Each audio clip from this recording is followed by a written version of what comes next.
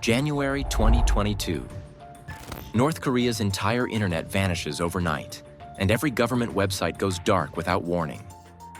Analysts assume a superpower launched a cyber attack in retaliation for Kim Jong-un's recent missile tests. Intelligence agencies investigate, but nobody claims responsibility. The truth is far more shocking. The hacker is a lone American individual based in Florida, operating without a team, state support, or military resources. His name is P4X, and he did it for revenge. January 2021, Florida. P4X works as a cybersecurity professional. His job involves breaking into computer systems legally. Companies pay him to find holes in their defenses before criminals do. He runs a small firm called Hyperion Gray. One evening, a message lands in his inbox. Another researcher is sharing a hacking tool. P4X opens the file carefully, running it inside a protected virtual environment. Standard precaution. The file executes. Everything seems fine. 24 hours later, Google drops a warning that shakes the entire security community. Hackers working for North Korea have been infiltrating Western researchers. Their method: fake identities, friendly conversations, and malicious files disguised as useful software. P4X freezes. He pulls up the tool he just received. Deep inside the code sits a hidden backdoor. A digital trapdoor designed to let intruders slip into his machine undetected. North Korea tried to compromise his system. The realization hits hard. A government halfway around the world, a regime with nuclear weapons and concentration camps, specifically targeted him. They wanted his research, techniques, and his tools. P4X contained the threat by isolating it in his virtual sandbox. The attackers walked away empty-handed, but knowing they came for him personally is deeply unsettling. He discovers he is just one name on a long list. Pyongyang launched a coordinated campaign against security experts across the West. Researchers in America, Europe, and beyond received similar messages. The regime was harvesting knowledge from the people best equipped to defend against cyber attacks. P4X contacts the FBI, reports everything, hands over the malicious file, explains exactly what happened. An agent conducts an interview, asks a few questions, and takes notes. Then silence. Days become weeks, and weeks become months. Throughout this period, P4X receives no response. The government fails to provide protection, pursue retaliation, or formally recognize that a hostile foreign power has attacked an American citizen. The frustration builds slowly. P4X expected his country to have his back. He expected consequences for North Korea. Instead, Pyongyang faces nothing. The regime's hackers walk free, ready to target the next victim. Something shifts in P4X's mind. Resentment takes hold. He starts thinking dangerous thoughts. If the government refuses to act, perhaps someone else should. He is a hacker and understands systems. He knows how to find weaknesses and exploit them. These skills could serve a different purpose. The idea is wild, reckless, possibly illegal. A single person launching a cyber attack against an entire country sounds like fantasy. But P4X keeps circling back to one thought. North Korea came after him. They started this, and he has the ability to finish it. By late 2021, his decision is final. He will hit back. He will make Pyongyang understand that targeting American hackers carries a price. The question is how. Late 2021, P4X begins his reconnaissance. For months, he studied defense. Now he switches to offense. His target: North Korea's digital infrastructure. Most hackers would consider this mission impossible. North Korea is the most secretive nation on Earth. The regime controls every aspect of life inside its borders, including the internet. Breaking in seems like a fantasy, but P4X approaches the problem like any other penetration test. He starts mapping the terrain, probing servers, scanning networks, and cataloging everything he finds. What he discovers surprises him. North Korea's internet presence is tiny. The entire country operates just a few dozen websites. A handful of networks serve the regime's propaganda outlets, government portals, and state-run businesses. Compared to any Western nation, the digital footprint is minuscule, and the security is remarkably weak. P4X finds outdated software everywhere. Ancient versions of Apache web servers with known vulnerabilities sit exposed to the world. The Nginx software running on some systems contains a bug that crashes servers when they receive certain malformed requests. These flaws were patched years ago in the rest of the world. North Korean administrators simply ignored them. The deeper P4X digs, the more confident he becomes. The regime built a digital fortress with paper walls. All of North Korea's external internet traffic flows through just 2 specific routers. Take those down, and the entire country loses its connection to the outside world. P4X compares the task to a routine penetration test, the kind of job his company performs for corporate clients. Small to medium difficulty. The target just happens to be a sovereign nation. He begins writing code. Custom scripts designed to automate the attack. His programs will scan North Korean servers, identify which ones are online, and flood them with malicious requests until they collapse. The technique is called a denial-of-service attack. P4X refines it into something surgical, hitting only the critical infrastructure that keeps North Korea connected. Every line of code serves one purpose: knock the regime offline. As he prepares, P4X understands the risks. Launching a cyber attack against a foreign government violates American law. The Computer Fraud and Abuse Act makes no exception for vigilante justice. If caught, he could face serious prison time. And then there is North Korea itself. The regime assassinates enemies abroad.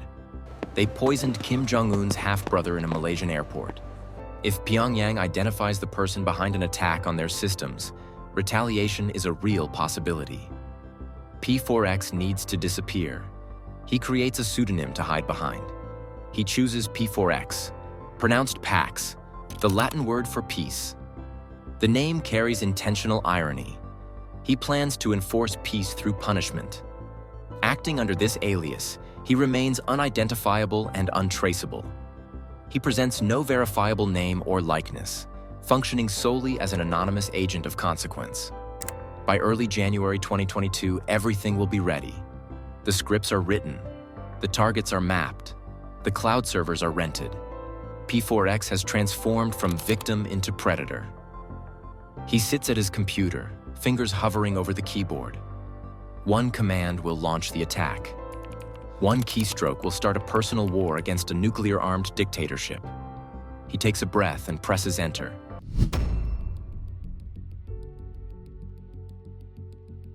Late January 2022. P4X sits in his coastal Florida home wearing pajamas, slippers, and a t-shirt. His laptop hums quietly on the desk. A collection of rented cloud servers stands ready across the internet waiting for instructions. He launches the attack. The code activates. Data packets start streaming toward North Korea, targeting the 2 critical routers that connect the country to the outside world. His scripts work exactly as designed, scanning for active servers, identifying vulnerabilities, and flooding systems with requests they cannot handle. P4X walks to his living room and puts on an alien movie. He grabs a bag of Takis corn snacks and settles onto the couch. Every few minutes, he pauses the film and shuffles back to his home office to check the progress. The results come faster than he expected. North Korean servers begin dropping offline one by one. P4X pings the country's websites and watches them disappear. Air Koryo, the state airline's booking site, goes dark. Nenara, the official government portal, stops responding. The state news website vanishes. He refreshes again and again. Each time, more red errors fill his screen. Across the world, anyone attempting to access North Korean websites encounters the same message. Connection failed. P4X opens Pingdom, an independent service that monitors website uptime around the globe. The charts for North Korea show a sea of red. Outages everywhere. Every major site is down. The attack is working. Outside observers begin noticing the disruption. Junaid Ali, a cybersecurity researcher who monitors North Korean internet traffic, detects a massive wave of attacks slamming the country's networks. He has no idea who is responsible. Analysts around the world scratch their heads. Something significant is happening inside the Hermit Kingdom's digital infrastructure. P4X watches the confusion unfold from behind his keyboard. The mystery is part of the satisfaction. Governments, intelligence agencies, and researchers are all scrambling for answers. The attack continues through the night. His automated scripts relentlessly pummel the vulnerable servers. When one system crashes, the code moves to the next target. North Korea's few connections to the global internet buckle under the assault. Routers freeze. Services collapse. Email stops flowing in and out of the country. By morning, practically every website in North Korea is offline. An entire nation's digital presence has been demolished by a single person working from home. P4X pauses to absorb what he accomplished. The regime that tried to hack him now sits in digital darkness. The government that faced zero consequences from the FBI just received a very different kind of response. The cost of the operation: approximately $5,000 in rented server space. P4X later admits he probably could have done it for half that amount. He keeps the attack running for days. Every time North Korean technicians bring a system back online, his scripts detect the recovery and knock it down again. The regime cannot stabilize its internet. P4X holds the power switch, flipping it off whenever he chooses. For over a week, North Korea remains disconnected from the world. P4X has proven something extraordinary. A lone hacker with the right skills and enough determination can humble a nuclear-armed dictatorship. The fortress is not as impenetrable as it appears. But now the world is watching. Questions are swirling. And eventually, someone will start looking for answers. February 2022. News of North Korea's internet outage spreads quietly through intelligence circles and cybersecurity communities. Analysts who monitor the Hermit Kingdom notice something unusual. The entire country has gone dark online. The timing raises immediate suspicion. Just days earlier, North Korea conducted a series of ballistic missile tests, launching projectiles into the sea of Japan. The regime was flexing its military muscle, reminding the world of its nuclear ambitions. And then, suddenly, its internet collapsed. Speculation runs wild. Was this retaliation from the United States? Did Cyber Command finally decide to send Pyongyang a message? Perhaps South Korean intelligence launched a covert operation. Some analysts wonder if a coalition of Western nations coordinated the strike. The theories make sense. Governments possess the resources and motive to execute such an attack. A state-sponsored cyber operation against North Korea would explain the scale and precision of the disruption. Inside North Korea, the regime stays silent. Officials issue no public statements acknowledging the outage. State media continues broadcasting propaganda as if everything is normal. The truth is, ordinary North Koreans remain unaffected. Less than 1% of the population has access to the global internet. The regime reserves that privilege for elite officials, foreign-facing businesses, and propaganda operations. Regular citizens use a separate domestic intranet that remains functional throughout the attack. The outage embarrasses the leadership, but it creates no internal crisis. Life in Pyongyang continues unchanged. The damage is symbolic, a humiliation visible only to the outside world. For days, the mystery deepens. Websites flicker back online briefly, then crash again. Someone is actively maintaining the assault, refusing to let North Korea recover. Intelligence agencies quietly investigate. Cybersecurity firms analyze traffic patterns. Everyone wants to know who pulled this off. Then Wired magazine breaks the story. A journalist named Andy Greenberg publishes an article revealing the truth. The attacker is a single American hacker operating under the pseudonym P4X. He provided screen recordings and evidence proving he alone took down North Korea's internet.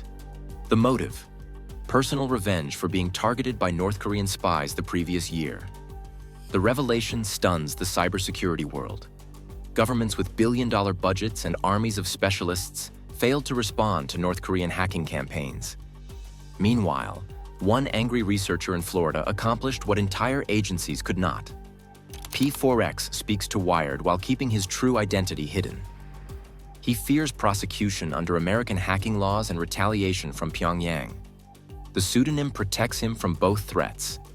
His message is clear. He wants North Korea to understand that targeting American hackers carries consequences. He also wants his own government to recognize that individuals like him deserve protection when foreign powers attack them. P4X announces he is just getting started. Denial of service attacks are only the beginning. He plans to breach North Korean systems, extract sensitive data, and expose the regime's secrets to the world. He launches a website on the dark web called the Funk Project, short for FU North Korea. The site serves as a recruiting platform, inviting other hackers to join his cause. One person took the country offline. A team could dig much deeper. The cybersecurity community reacts with mixed emotions. Some celebrate P4X as a vigilante hero standing up to a rogue regime. Others warn that his actions could interfere with classified intelligence operations. American and allied agencies may have their own assets inside North Korean networks. P4X's noisy attacks could compromise years of quiet espionage work. Legal experts point out the obvious problem. Hacking is hacking, regardless of the target. P4X almost certainly violated federal law.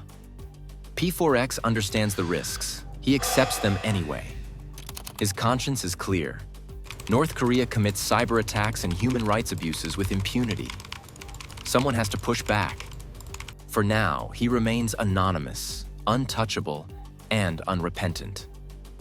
The FBI has not knocked on his door. North Korea has not identified him. He won the first battle of his one-man cyber war. But the longer he stays in the spotlight, the harder it becomes to hide.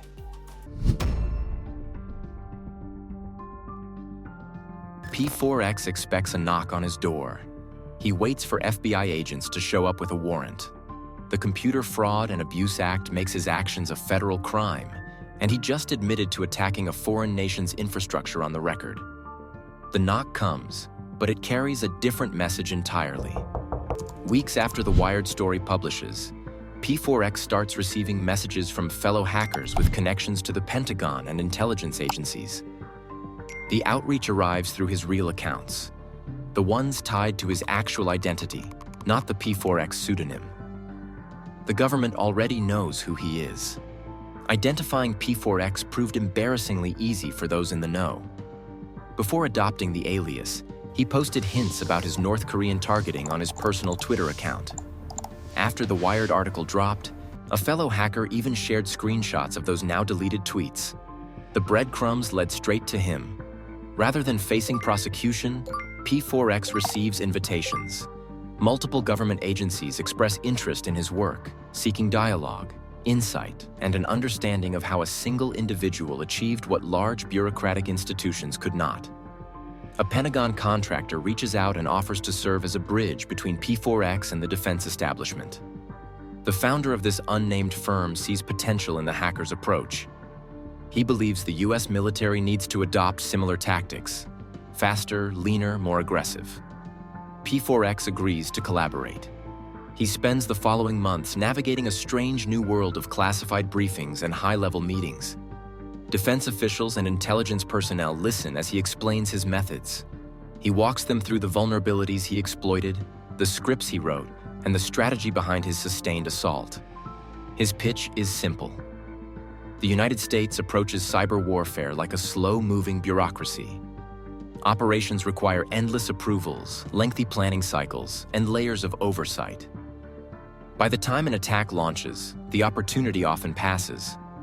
P4X proposes a different model. He calls it the Special Forces approach.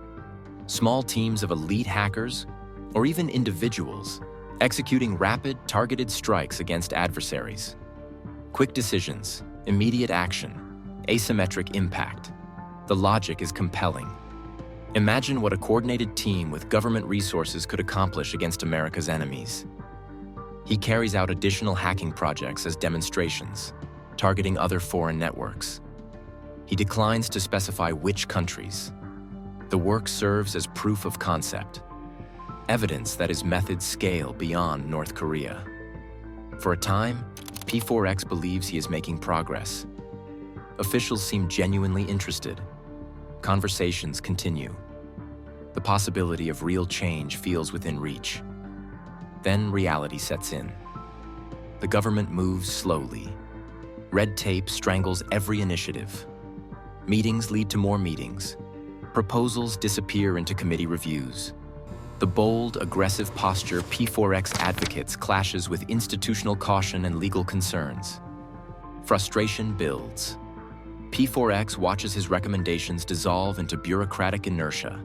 The same government that failed to protect him from North Korean hackers now fails to embrace the lessons his retaliation taught. He grows disillusioned. The system seems designed to resist change. Career officials protect their territories. Lawyers worry about liability. Leaders fear the political fallout of aggressive cyber operations. P4X realizes that working within the system may produce nothing. He spent 2 years trying to reshape American cyber strategy from the inside. The results are minimal. A new thought takes hold. Perhaps the answer lies outside government entirely. Perhaps the way to drive change is to go public, fully public, and force the conversation into the open.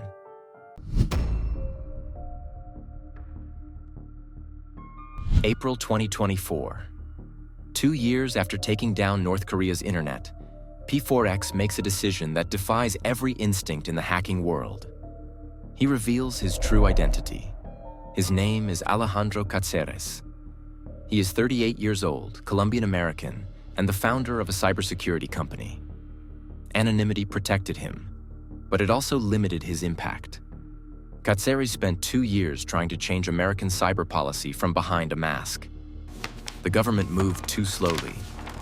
Bureaucracy strangled every initiative. Going public offers a better path. He wants to force a national conversation about how the United States responds to foreign cyber attacks.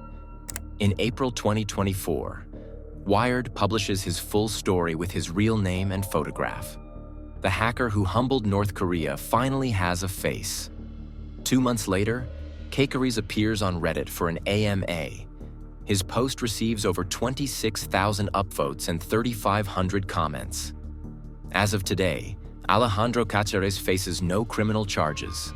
North Korea has yet to retaliate, though he stays vigilant.